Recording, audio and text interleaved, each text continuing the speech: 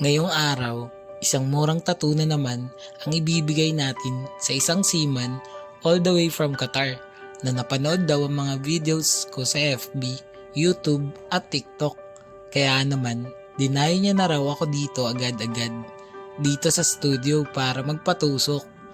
Nagpatid nga lang pala si boss sa puting van. Ay, teka, pangit pakinggan. Van na puti. Ganun pa din. Anyway, client requested a religious cover-up tattoo sa kanyang right upper forearm. Or right upper arm. Originally, meron siya pinakitang design sa akin pero di ko nagustuhan kaya pinaliwanag ko kay boss na mahirap mag-cover up using a logo, especially yung may mga letters. Medalyon daw yun napili niya kasi. Mabuti na nga lang talaga at napusuan ni boss etong Archangel na may hawak na espada na naka-side view na medyo nakatagilid na medyo hindi nakaharap. Kaya naman di na namin pinatagal at pinatuwad pinahiga ko na tong si boss.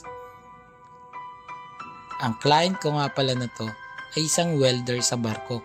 Ang ginagawa raw niya ay mga beam sa isang planta na nagpo-produce o nagmimina ng langis at gasolina. Qatar yun Middle East. Siyempre gasolina, ang daming trabaho dun. Speaking of gasolina, lahat ng mga successful na tao mayroong pinagkukunan ng gasolina. Hindi literal yan Yung gasolinang suporta na galing sa ibang tao. Oo, maaring makaya gawin ng isang bagay ng mag-isa. Pero iba pa rin kapag may mga taong nagpapalakas ng loob. Gaya ko, akala ko dati alam ko na lahat. Yung pala, kulang pa ang kaalaman kong labis. Ngayon alam ko na kung ba't may pambura ang lapis. Yo! Shoutout kay Idol Luns. Sabi nga nila mabuti na ituring natin ang sarili na parang isang basong walang laman na pwedeng salinan ng tubig. Kasi ang punong baso, aapaw at masasayang lang kapag dinagdagan. Pagdating naman sa suporta na galing sa ibang tao, naaalala ko dito yung kauna-unahang tattoo artist na nagchat sa akin. Tungkol yun sa tattoo na ginawa ko. Sabi niya, di ko raw may tuturing na tattoo artist ang sarili ko. Dahil nag-uumpisa pa lang ako nun. Tsaka ako na lang daw tawagin ang sarili ko na tattoo artist kapag magaling na ako. Pero I don't agree with him.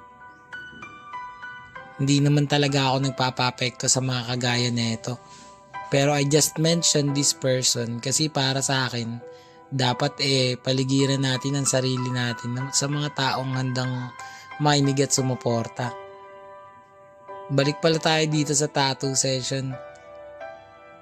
Si boss nga pala kagaya rin ng mga nakaraan kong client kasi patulog-tulog lang din siya habang tinutusok ng karayom.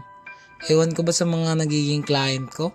Di ko alam kung wala ba silang tulugan sa bahay nila. Lasing, puyat, o pagod lang talaga sa biyahe. Pero wala namang kaso sa akin yun. Baka inaantok sa hininga ko o baka boring lang yung kwento. Kung ano man ang dahilan nila bahala na sila.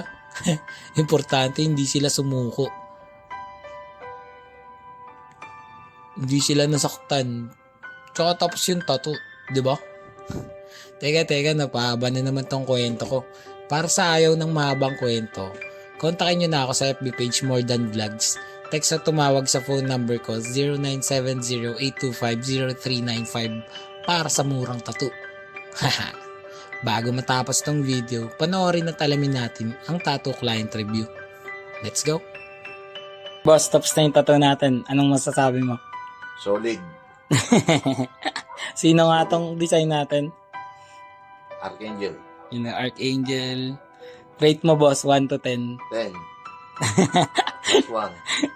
Ang bilis sumagot. Ay, may +1. May tip pa na yung score.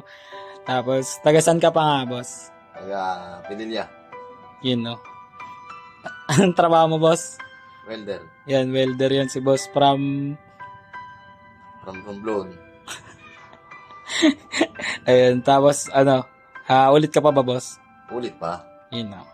Sige, salamat, boss, sa tiwala. Thank you din.